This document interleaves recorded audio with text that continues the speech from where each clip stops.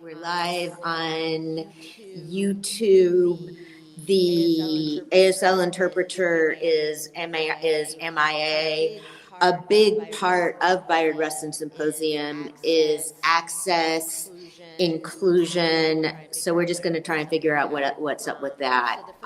So the first Bayard Rustin Symposium was at Vallejo Naval Historical Museum in 2018. And yeah, here's some people that were there.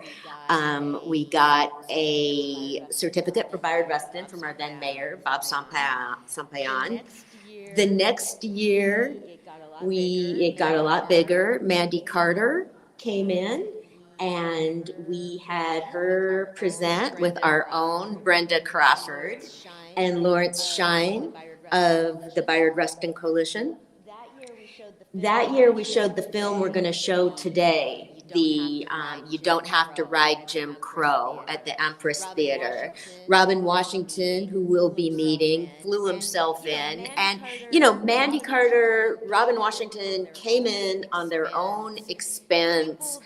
People just want this to happen, and my belief is that there's a lot of interest in Bayard Rustin. He means a lot. He means a lot to people, and so we'll get to that. Here's Robin. This is why people come to Vallejo, because they get to, get a lot of attention. Okay, so then we took a year. I took a year. No, there was a year off, and then this was the COVID. Full-on COVID symposium, and there we have Blackberry, who's since passed on.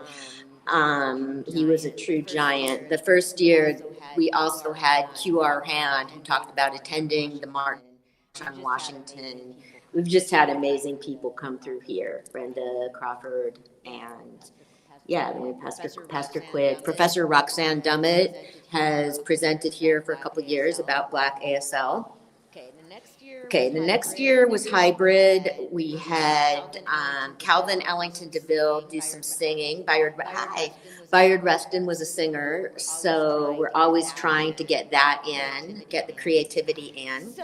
So the next thing I'm going to talk about is how Rustin has become known. And so my belief is that nobody should be known for not being known, and that the idea that he has been pushed away from history, that he's little known, is coming from a white perspective, and that the reason Rustin is not better known, speaking as white people, is that we don't know hardly anything about African American history. I believe that Rustin was celebrated, that he was prominent. He was on first name basis with Ted Kennedy.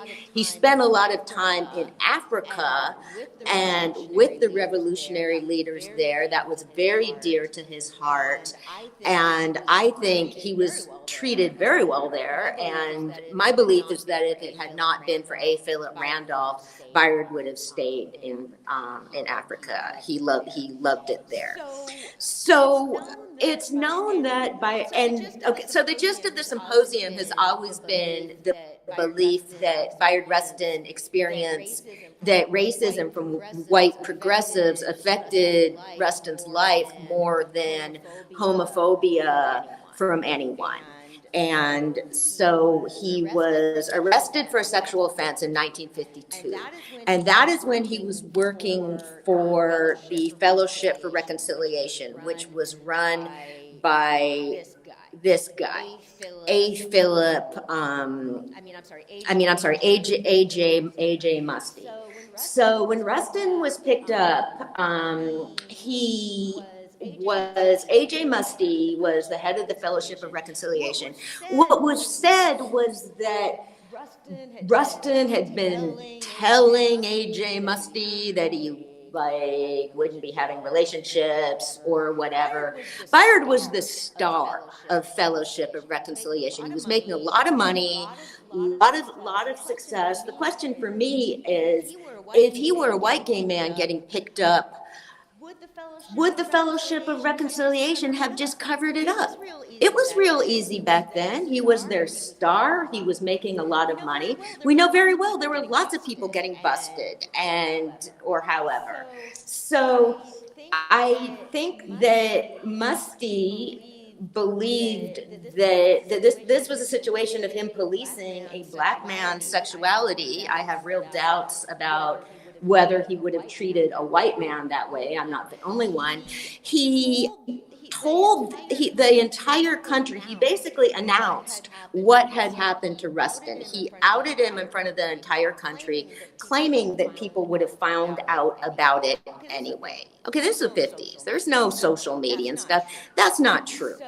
So he was fired from Fellowship of Reconciliation. He had worked there for 12 years without severance, and this is his psychiatrist speaking, with Rustin's permission. And when somebody lets their psychiatrist speak, that tells you that they know they didn't really do anything wrong. He knew that. He wasn't really trying to keep this a secret, and he wanted it known how he had been treated.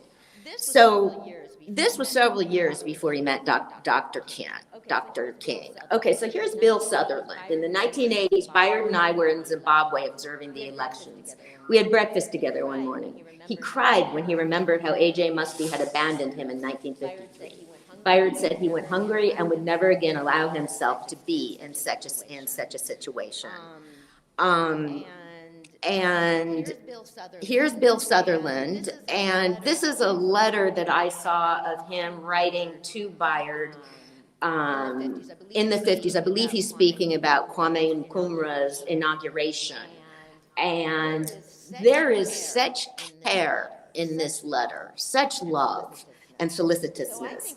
So I think we should be looking at the people who stood by Rustin. There were a lot of them, and I'm going to get to that in a minute. But so then in the early, and to clarify again, there was no reason for A.J. Musty to let the whole country know what had happened to Bayard. Nobody was threatening them. In the early 60s, Adam Clayton Powell threatened to say that King and Bayard were having an affair.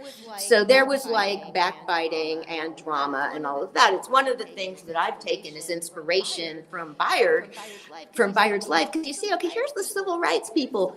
There's the civil rights movement. People had drama with each other. People had issues and stuff, like we do, like I have. And so he tells me that whatever happens, you need to get back in there. You need to keep trying to deal with people. And Bayard continued working with Musty, even after how Musty had treated him. But so some of the reasons another reason that Rustin detached from the South is that was a cultural difference between the North and the South. Some of the Southerners would have had issues with him anyway. So here we have Stan, and so Rustin detaching from King had to do with this specific threat, which Rustin understood. He did that for the good of the movement. He was not fired by Dr. King because he didn't work for him. Musty was a father-type figure, so this was deeply wounding to him, the detachment. But from King, he was like an older brother to King. It did not hurt him the same way. However, a white guy that was running with the civil rights movement was Stanley Levison. Levison actually was a communist. J.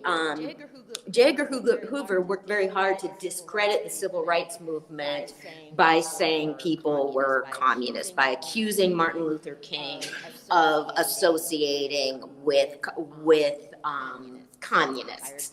And so King wasn't, Bayard wasn't. Levinson was.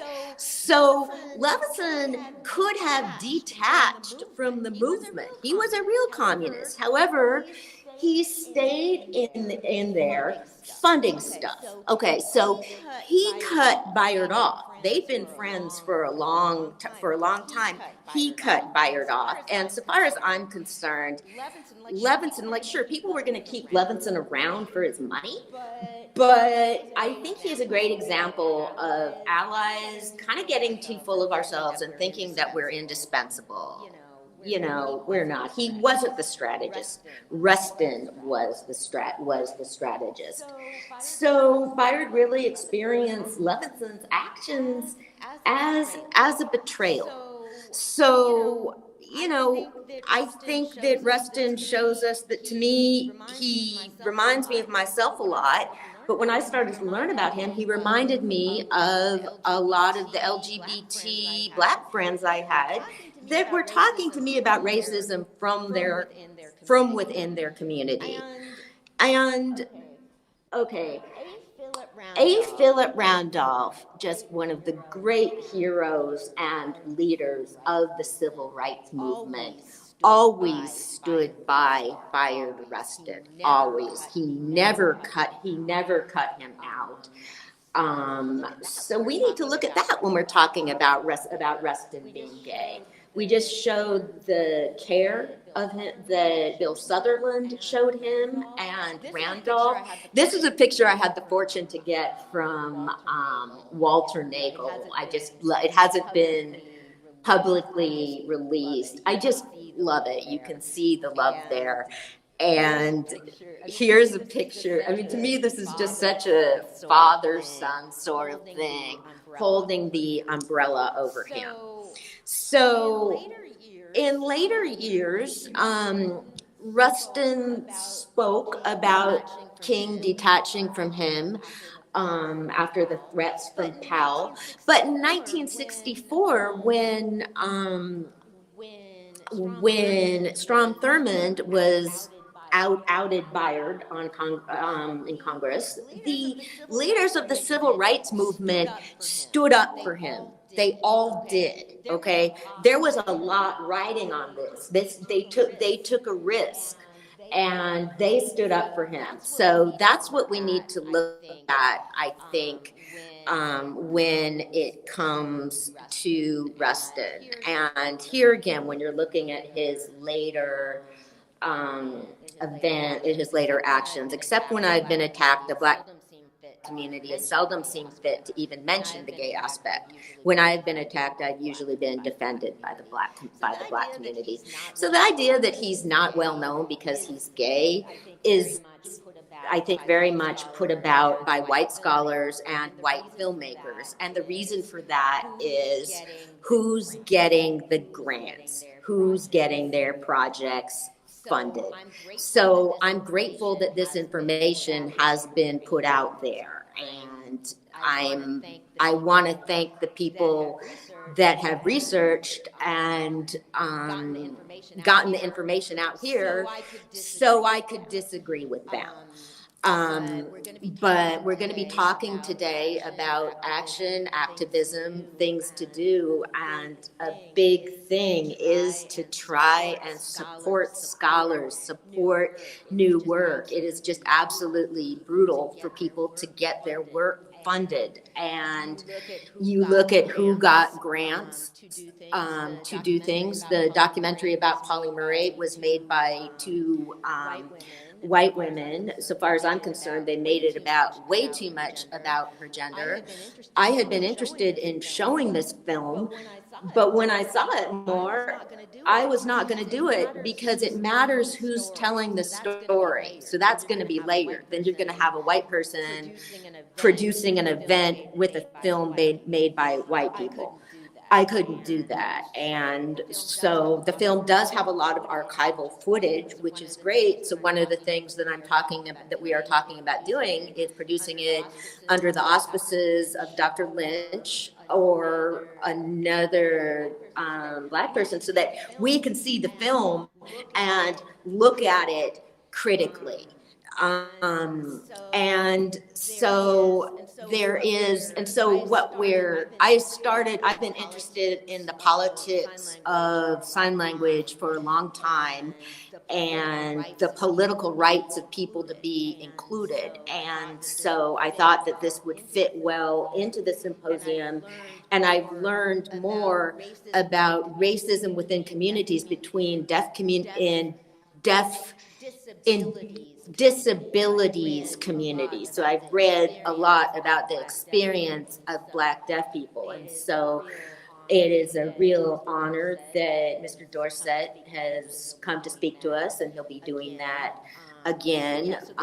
So there you're looking at language being ripped off. One of the things that happens is, okay, when we see interpreters going viral for rap, it's white interpreters, and they have ripped that off. So we need to try and get to the surface of it. And there's I've learned that it's very important to have Black interpreters at Black events, and I don't know where. I'm incredibly embarrassed, but it's been a learning process, because at one point somebody gave me a real funny look about that, like I'm practicing segregation. I'm like, no, this is important to Black deaf people, so that we had Black interpreters. I'm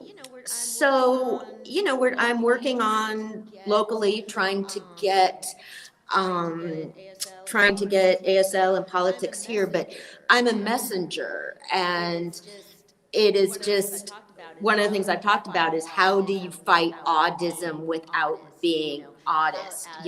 How, as allies or whatever, what should be the most important thing is that you're not speaking for anybody. You don't get in front. So I just do my utmost to stress I'm a messenger. Deaf people have requested that this happen. I'm conveying it. I'm not advocating for deaf people. I am advocating for ASL.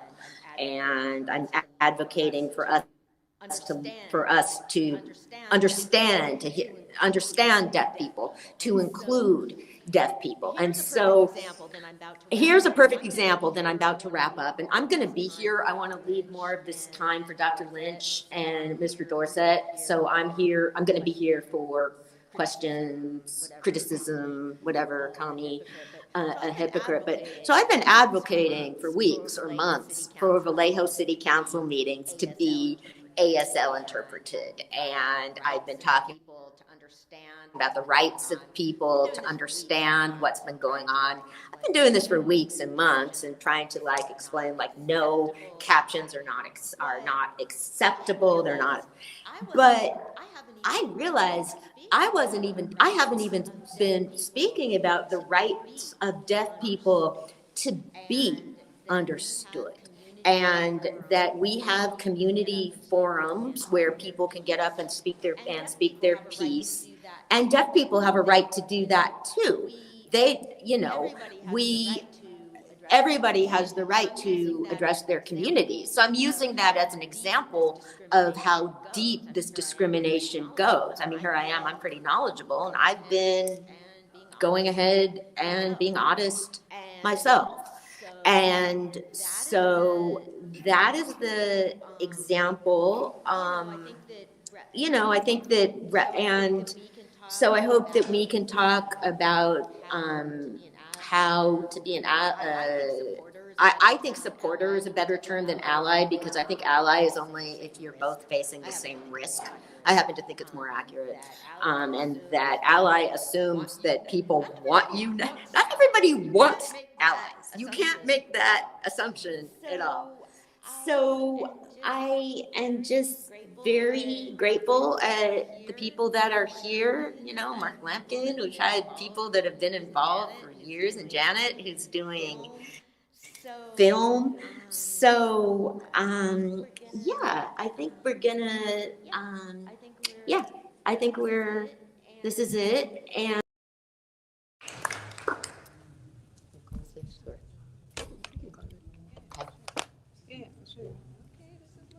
Okay, this is legit, official. Okay. I just want to say good morning, everyone. It's so good to be here with everybody. This is an honor and a pleasure to just be representing the community. My name is Dr. Kerby Lynch. I'm freshly minted, but you can just call me Kerby too. When we get in front of the politicians and the policymakers, use the doctor because they gotta know we got brains in this thing. So they're not the only ones who can make a decision. But yeah, I just want to first thank Miss Bergman for inviting me and for hosting such an event like this. I think Bayard Rustin is someone who's super important and who is very complex. He's not perfect.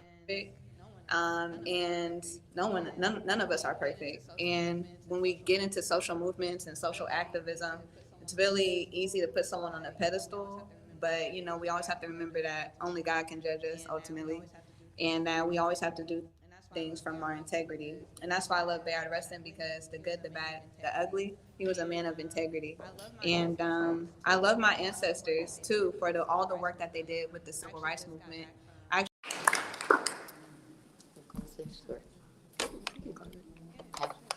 Yeah, sure. Okay, this is legit, official. Okay. I just want to say good morning, everyone. It's so good to be here with everybody. This is an honor and a pleasure to just be representing the community. My name is Dr. Kerby Lynch. I'm freshly minted, but you can just call me Kerby too. When we get in front of the politicians and the policymakers, use the doctor because they gotta know we got brains in this thing. So they're not the only ones who can make a decision. But yeah, I just want to first thank Miss Bergman for inviting me and for hosting such an event like this. I think Bayard Rustin is someone who's super important and who is very complex. He's not perfect. And none of us are perfect. And when we get into social movements and social activism, it's really easy to put someone on a pedestal. But, we always have to remember that only God can judge us ultimately. And that we always have to do things from our integrity. And that's why I love Bayard Rustin, because the good, the bad, the ugly, he was a man of integrity. And I love my ancestors, too, for all the work that they did with the civil rights movement. I actually just got back from Alabama. I was at the Legacy Museum. I don't know if y'all heard about the Legacy Museum, but in Alabama, an attorney named Bryan Stevenson, he actually created a whole museum about slavery. So it's called From Enslavement to Mass Incarceration. And it's gut-wrenching. It's actually hosted in a slave warehouse where they actually kept enslaved people. So if you're ever in Alabama, it's a super charged space. And it was actually my first time in the South. My family left Vicksburg, Mississippi, came here in 1954 and never looked back. Even my granny on her deathbed was like, do not go back to Mississippi.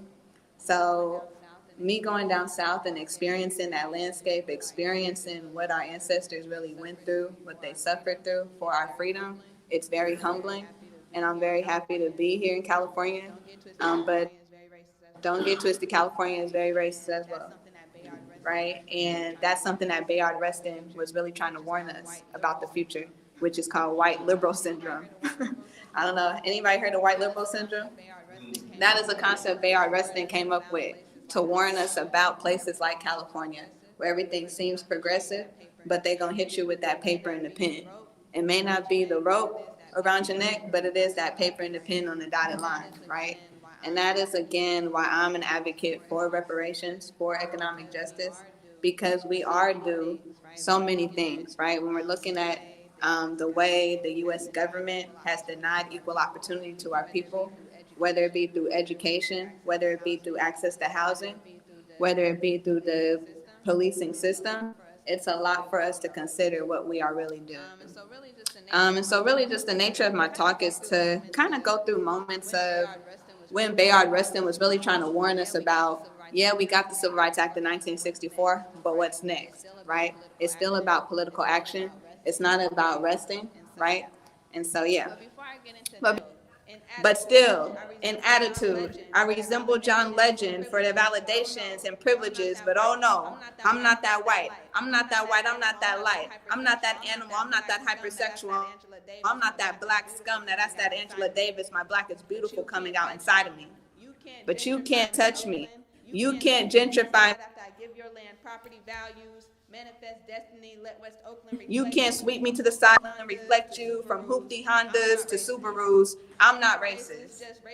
I'm not racist, just racially insecure because I've been here before and the vision seems clearer than ever before within myself.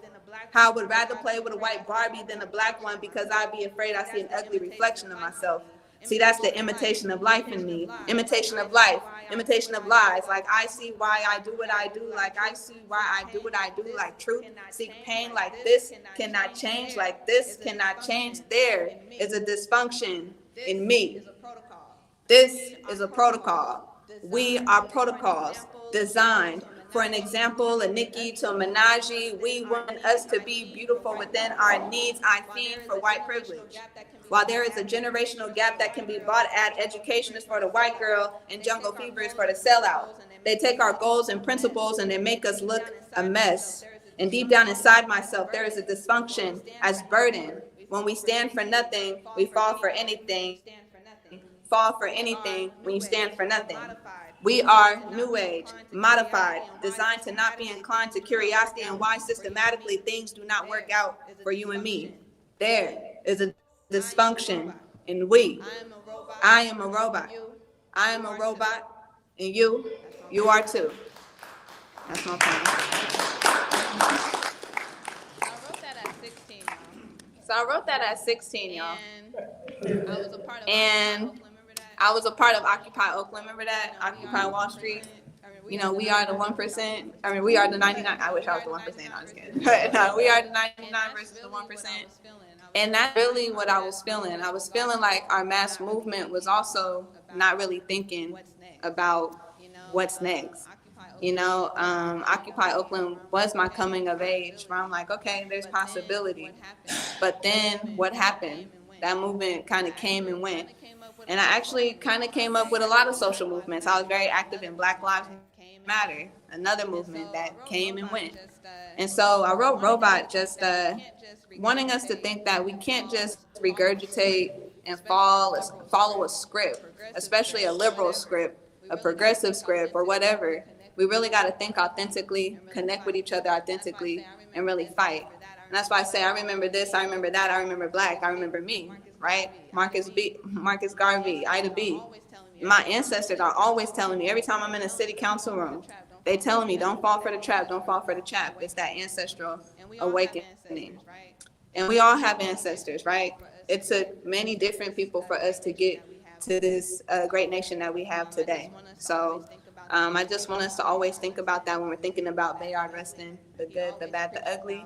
He always preached about the one common family, right?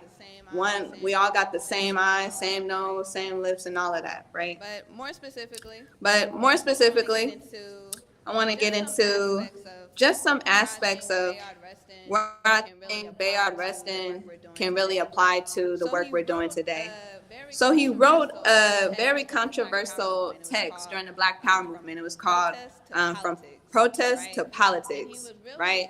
And he was really warning that with the Black Power movement, we got to be mindful that the marching is not a substitute for the ballot. And he was actually warning us that the wins of the civil rights movement was actually fighting legal discrimination. That was really the core of the civil rights movement. But he said something about Black power that the protesting may not get at is how do we address economic disadvantage in the Black community? And he was finding that the Black Power movement really wasn't moving in that way. He wanted us to stand together for, again, large-scale intervention, right? He always talked about territorial and scalable change. It's not about the little movement or like the little protest, right? We also heard Martin Luther King talk about the riot is the language of the unheard. And Bayard Rustin, again, would agree with that. But he's like, again, what is the large-scale intervention that we're fighting for?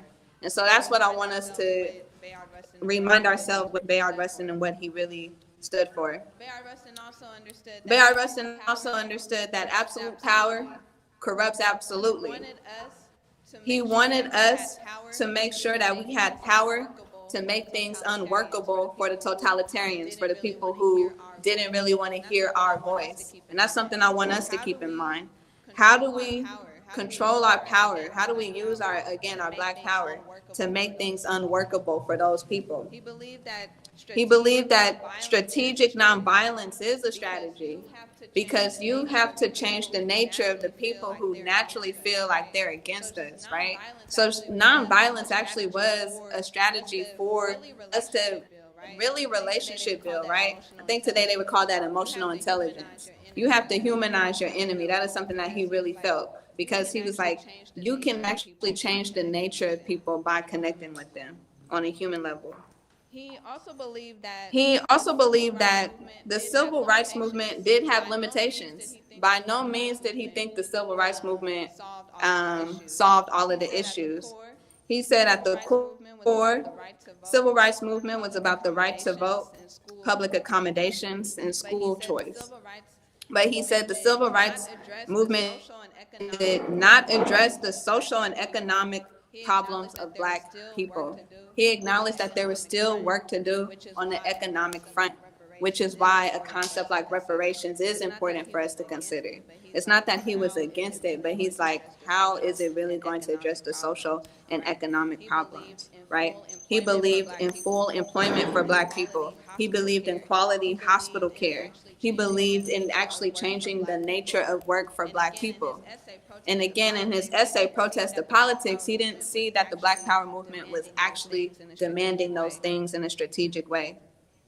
Again, like he said, protest is no substitute for the ballot box. He wanted us to stop depending on rhetoric and a few people in Congress to solve our problems. He was really trying to get us to create a new psychological atmosphere to get what we need in the society. He said that is really what 1954 was all about. That was what Rosa Parks really did with the bus boycott. She made it possible to stand up to the system and say, we are not breaking the law, you are breaking the law, right? And again, that was a psychological shift. And that is something that Bayard Rustin, again, if you read From Protest to Politics, is what he wants us to do right now, is to stand up to the system and be like, we're not breaking the law, you're breaking the law. All right? And I truly believe that, again, he wasn't against the Black Power movement, but he wanted to have some balance, right? He had this really famous quote that said, in the past few years, I've seen all too many Blacks fall into the trap of calling any white person who disagrees with them a racist. And a lot of people would kind of be like, oh, he kind of tripping. But I think, and most importantly, is that we don't want to be reactionary to people, right? As African people, we are the original people of this earth, right? The irony with white supremacy is that it's predicated on us being inferior, but we built the pyramids. We are the masters of original civilization. So when we like get into this reactionary back and forth with white folks, then we're not really embracing our true power as the original people of this universe. And so he again wanted us to be politically active, to stand up, to not just disengage with white people because that's giving into the white supremacist trap. He wanted us to be thinking about the importance of coalition politics. How do we actually maintain power once we get it? Because it's not about the one moment we have one success, it's about the continuum, right? He believed that political shifts are necessary because the systems of oppression were shifting, right? He talked a lot how we went from class oppression as Black people before 1964 to a moment of racial subordination, right?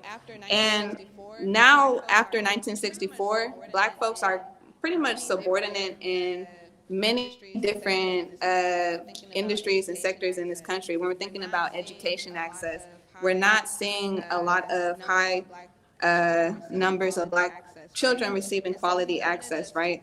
And so he wanted us to really think about what is that going to do to us psychologically. A really important concept by the Dr. Joy DeGer is called post-traumatic slave syndrome, right? And in her book, she talks about cognitive dissonance, that Black people sometimes we act out of our own self-interest and we participate in things that don't make sense to us. And so that is really where Bayard Rustin was trying to warn us about this demand for reparations. He ultimately understood that you can't put a dollar amount on our pain, trauma, and suffering, and so why would you attempt to, right? But I also want to contextualize that as well, because in 1969, the Black Economic Development Coalition, James Foreman, was trying to get $500 million from the Catholic Church, which equated to $5 per Black person at the time. That is specifically what Bayard Rustin was responding to as him being anti-reparations. He considered James Foreman, the leader of that movement at the time, as a hustler and a beggar, right? And that wasn't going to lead to, again, what Bayard Rustin wanted, which was large-scale intervention. And so when people say that he's anti-affirmative action, anti-reparations, anti-Black studies, again, what he was talking about, they're going to give us these little crumbs and these little programs, but that's not going to lead to scalable long-term change. What Bayard Rustin wanted was federal jobs guarantee, higher minimum wage, universal health care. These were all concepts he was talking about in the 1960s before pretty much anybody. And look how long it's taken us to get those concepts today. And so, he talked a lot about how do we just use every opportunity for political action. You have to move things into action. You can't just wait on anybody getting you anything. And it reminds me of James Brown. He had that quote, I don't want nobody to give me nothing. Just open up the door and I get it myself. That is the mentality of the 1960s that I love so much and that I appreciate my ancestors for. But again, not to be cynical or, just act like they're super perfect.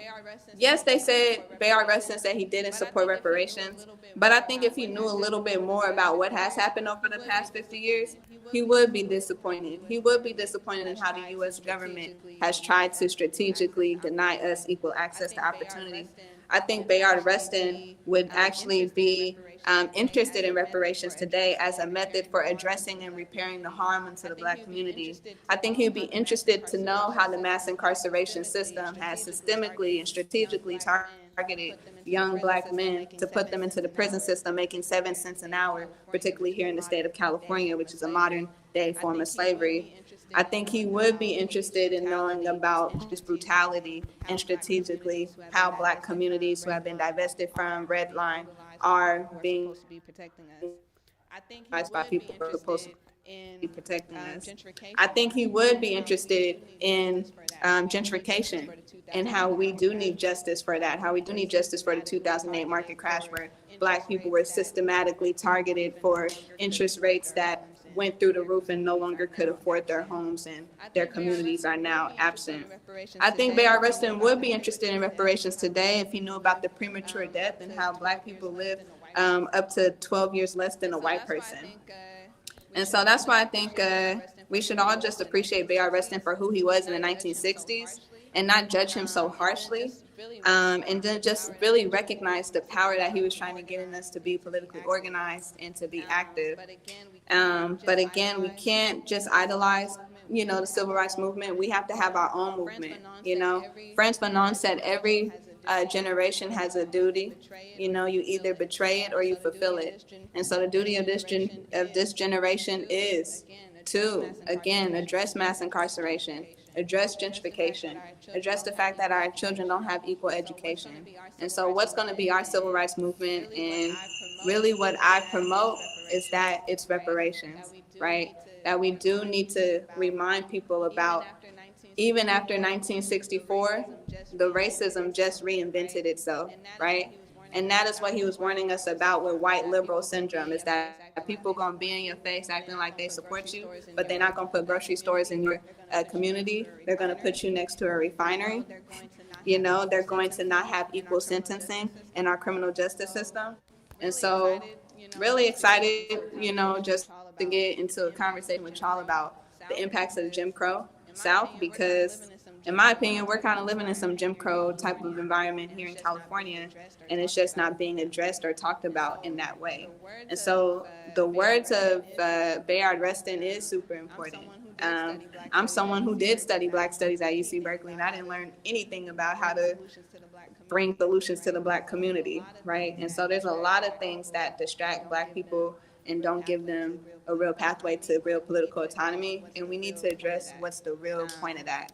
And yeah, freedom ain't free, y'all. So I'm really excited to just be here with y'all, engage y'all. Those are pretty much my comments about Bayard Rustin and what he means to me. But yeah, I love y'all. Thanks for listening to me. I love him, love y'all, and let's just keep fighting, you know? Peace, Black Power. Peace, Black Power.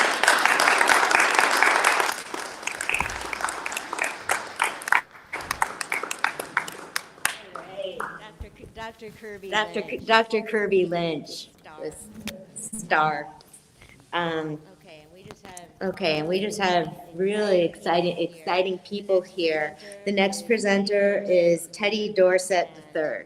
And Teddy was raised in Detroit. His first exposure to the arts and filmmaking happened at home.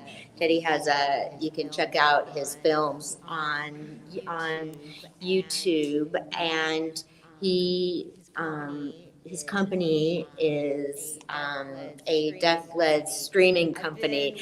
I've been working on getting the streaming, signing, and everything going for a couple years. Has not always been smooth, and so I just keep at it. Teddy is the spokesperson for National Black Deaf Advocates, and kind of what happens with me in the symposium is that it just takes time to build relationships. And so I was corresponding with this organization for a while, and they gradually decide to get involved. And that's just very much what happens with the symposium. And it's just exciting because it's just grown and grown. Hello, everyone. Hello, everyone. Good afternoon, We're all everyone. here together. Yay, we're all here together. I'm happy to be here today.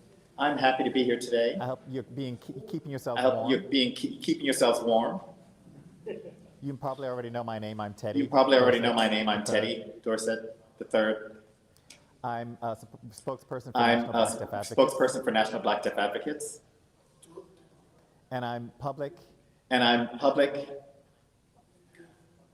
director of public ethnic discussion.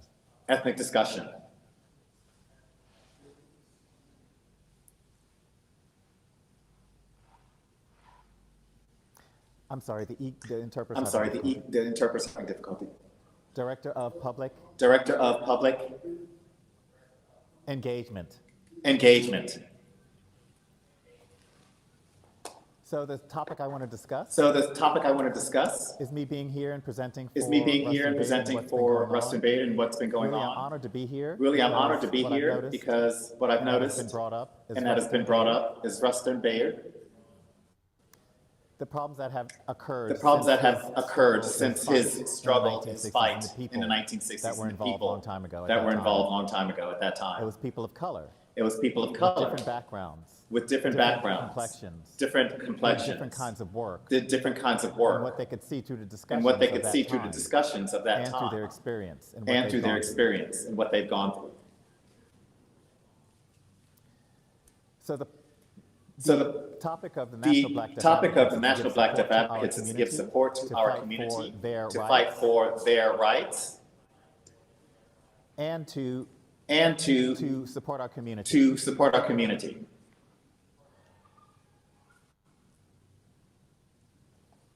So I am hoping that our community can continue to work with and be supported by uplifting people in finding jobs and sustaining them. And the point of me being here today in this discussion is to also explain about the work that he's done and what we remember and understood from what we have learned and continue to partner with others and the fight for equality and our rights within our community and outside our community. And when I share the story and my experience, no matter how small it is, a big impact. It really makes a big impact.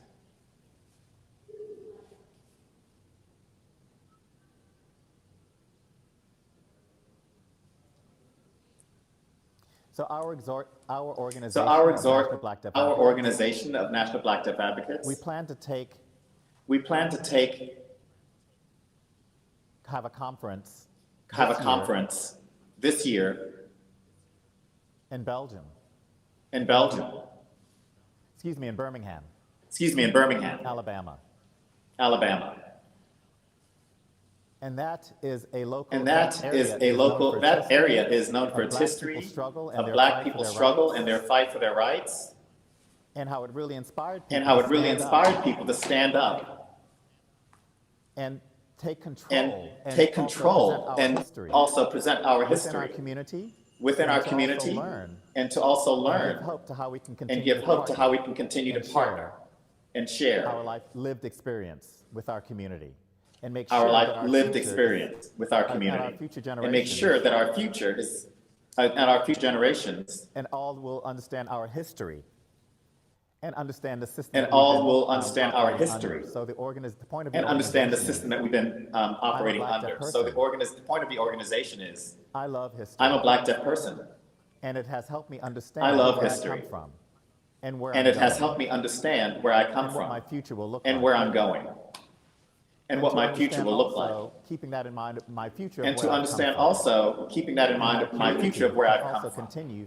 to bring And how the that history, community the can also information continue to the to future bring that generations. history and the we can do that through information conferences that to we the will future tend to hold generations. every And we 2 can do years. that through conferences that we will tend to And hold when I every 2 mention years. this, that we're going to have a discussion. And when I and mention share our this, that we're going to have a experiences discussion and and share our experiences and information, we need to also at the same time remember how we need to continue also at forward. the same time remember how we continue forward.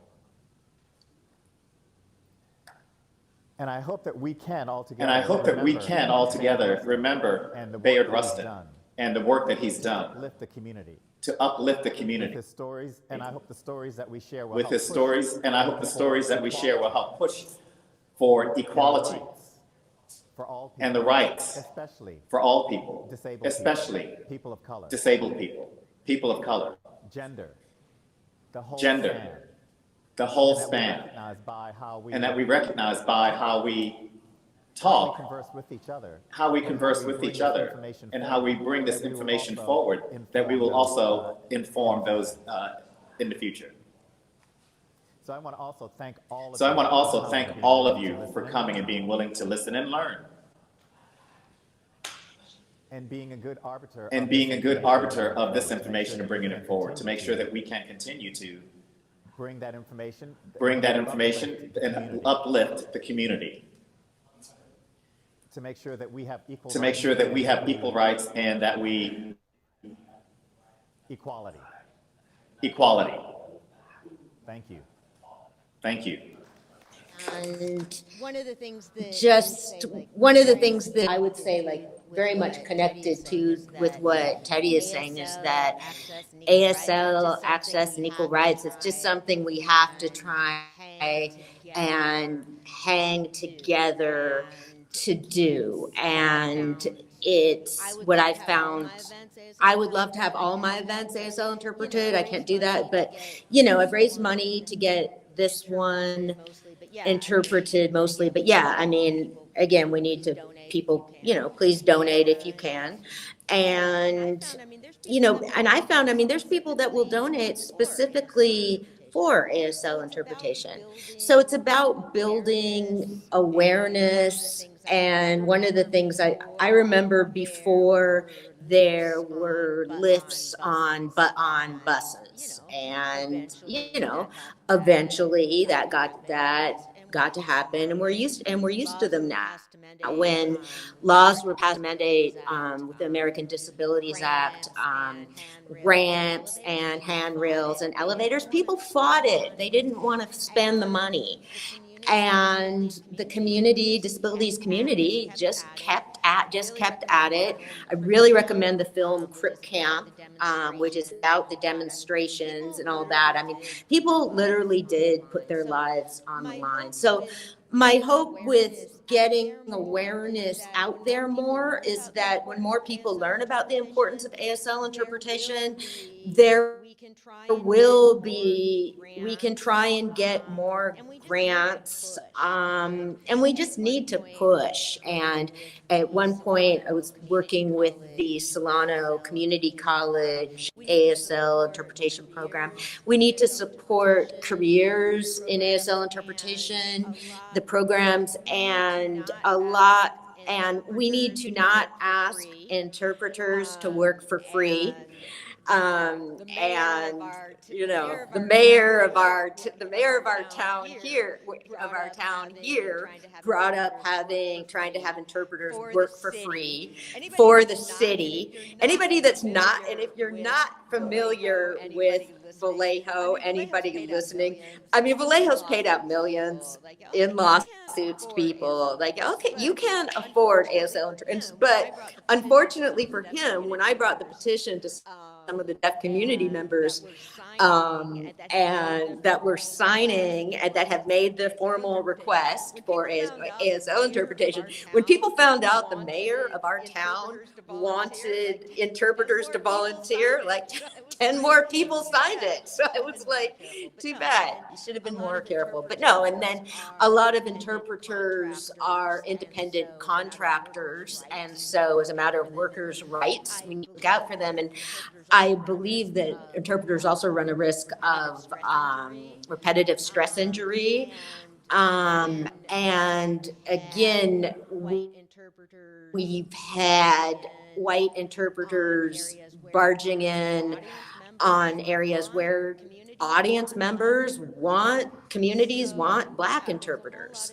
So yeah, there's a whole lot of issues with that. And yeah, so Dr. Kerby, Teddy, does anybody have any comments, or we can take a break, go into the film?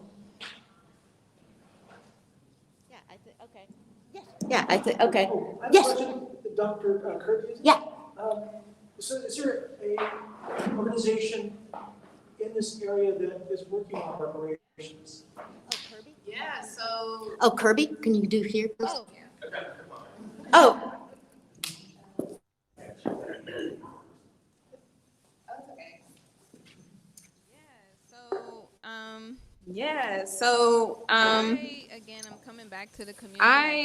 I'm coming back to the community. I just graduated from Berkeley. I've been living out there. So last year was my first year kind of back in. So the short answer is like no, but the goal is to bring all of our organizations together. I know I'm personally a part of Black Women Organizing Political Action in the House, or was in the House. Chapter, and that's how I got this NAACP. I'm personally a part of it through them. So the goal is to keep having events. You can follow us on Facebook, Operation Reparations 707. And just be looking out for the town halls, because the goal is to introduce a resolution for a reparations advisory committee like other cities have, to start exploring these issues, getting the city to commit to a reparations program in this city, because it's due. And so that's kind of the future action. Mrs. Scari behind you is having a Black History event on February 25th, 6 to 8 p.m., where I'll be speaking more specifically about what I believe Vallejo reparations looks like. But it's a real grassroots movement, and it's really everyone's movement to get involved in. So definitely going to be calling on y'all, people like Miss Bergman, to spread the word. But it's really our movement, and anybody can get involved, and everybody do your own thing to advance it. I'm personally part of Black Women Organizing Political Action, Solano NAPA chapter. If you want to join, shout out to me, and then we'll get that conversation started. Thank you. Does anybody else have comments, questions? One of the things, I know that National Black Deaf Advocates is working on setting up a set archive. So yeah, it's about people trying to tell their own stories, and just like, get the history. I mean, there's a lot of people alive that still knew Rustin, and another reason, let me just, while I'm on here, a big thing that Bayard Rustin did was trainings and teaching people about nonviolence and education. So there's a whole lot of people that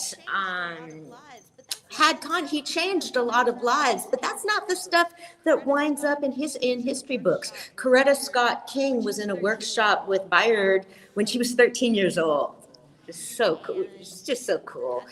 And yeah, so a lot of his contacts with people were personal, and he was asked to write a memoir in the 1950s. I mean, he was celebrated. He was known, and if I don't know something, that doesn't mean other people don't. So that's just one of the lessons of history, I think. So, okay, we are going to take a minute to take a break and put up a film, and then we're going to have Robin Washington. Dr. Lynch mentioned NAACP, and NAACP Vallejo has supported me. I just find it, a deep honor to have their logo on my flyers, knowing the history of the NAACP, what it means. It's a responsibility, and I do feel needing to measure up along with Solano AIDS Coalition.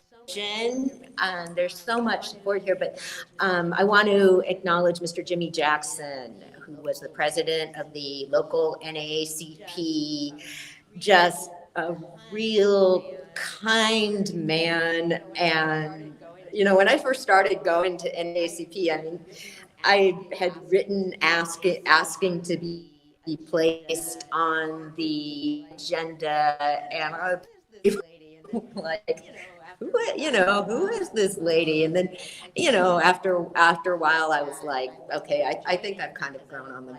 And I wound up be the sort of person that just shows up to events. But again, the NAACP is very active, and there's a lot of different ways to go about social change, and people always are food and really put down by people, and he just told me that you need to keep going. You need to look at the bigger picture. So, yeah, if you want to hang tight a minute, we're going to set up the film. Thank you so much.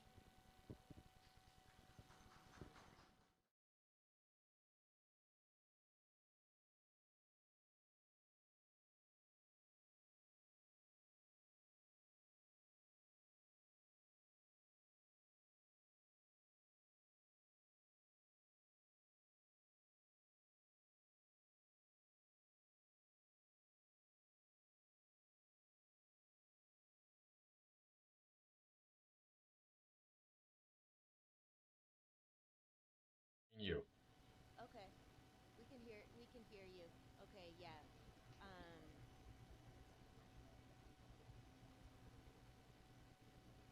Okay, what was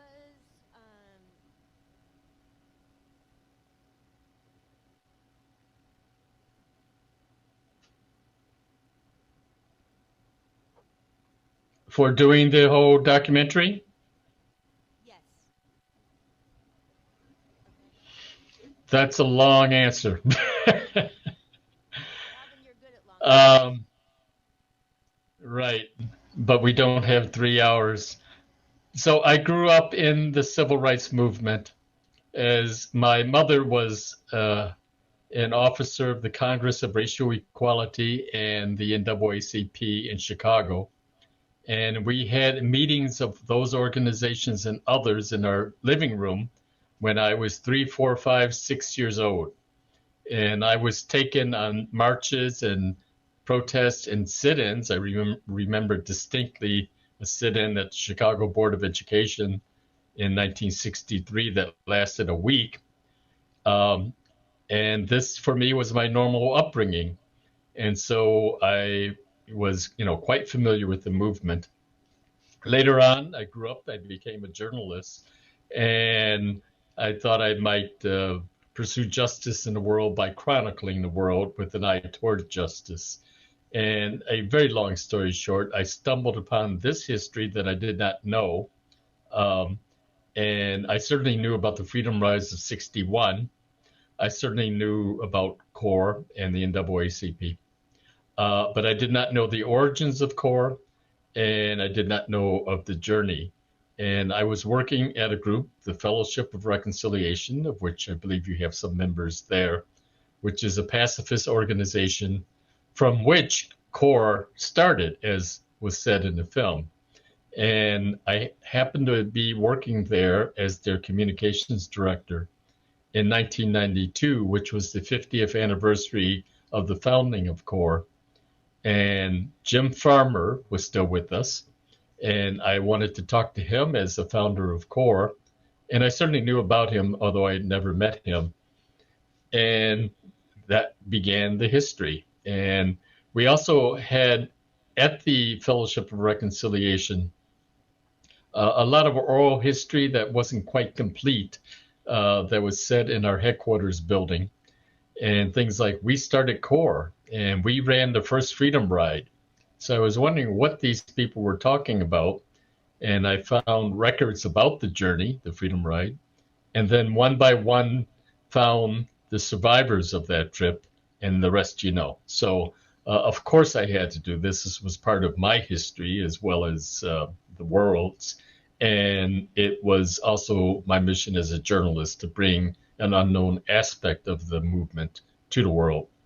And I'll add to that this was a race against time, because when I started working on it in 1992, there were 10 of the 16 writers still alive that we had located. And by the time we started shooting in 1993, there were 7 alive.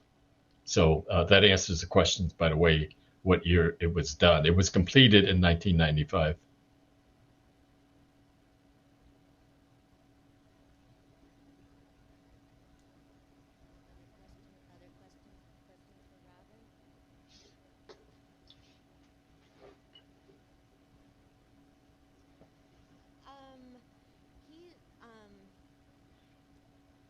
He's a journalist.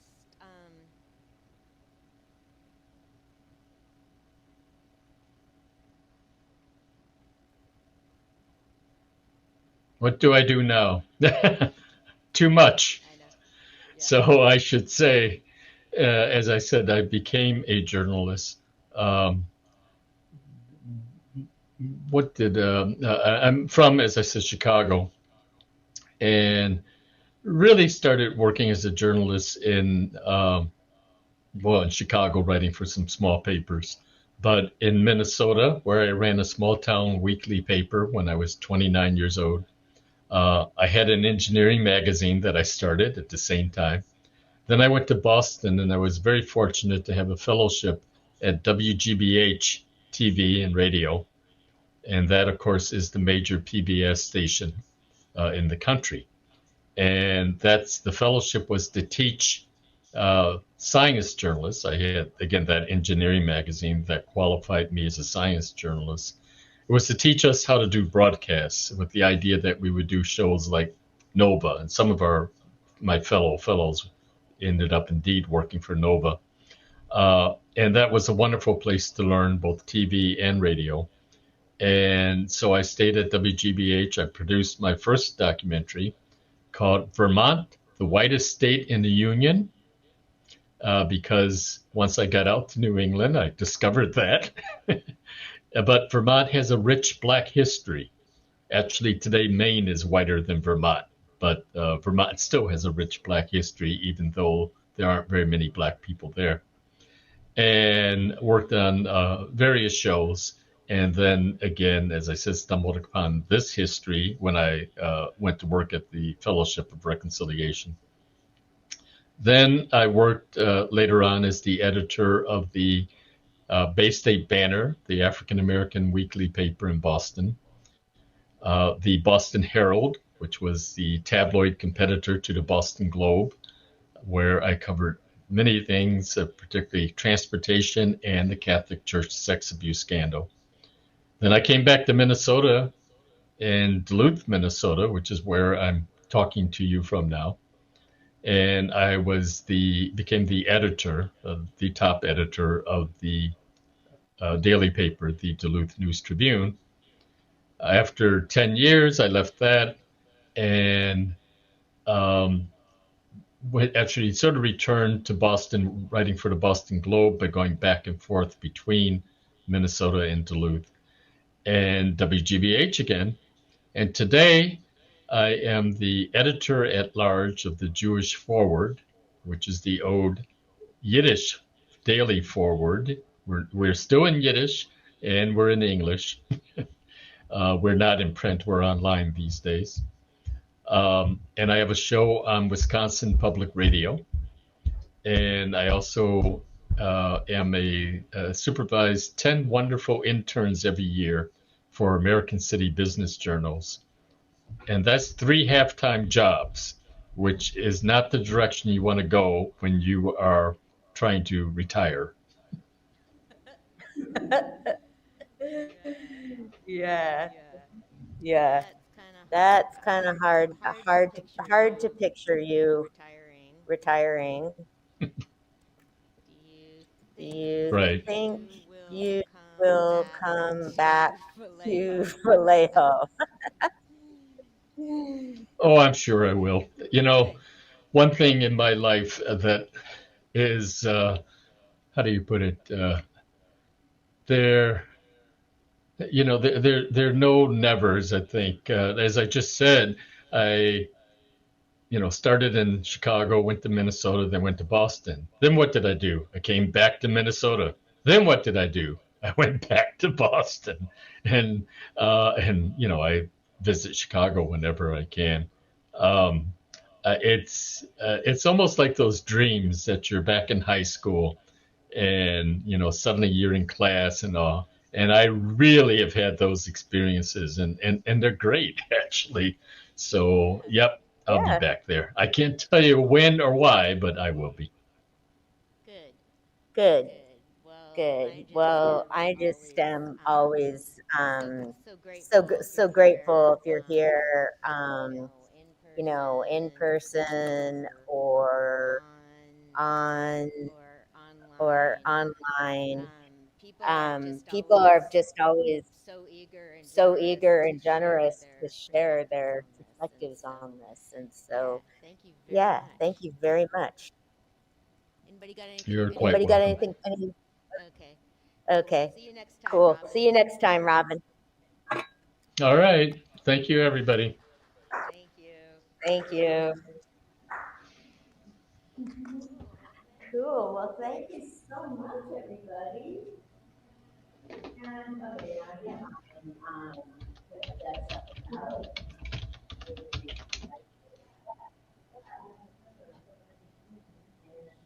there should be recordings of Kerby's presentation.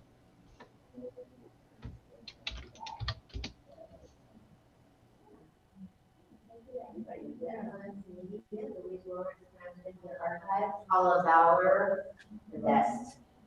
Yeah. Great. Oh,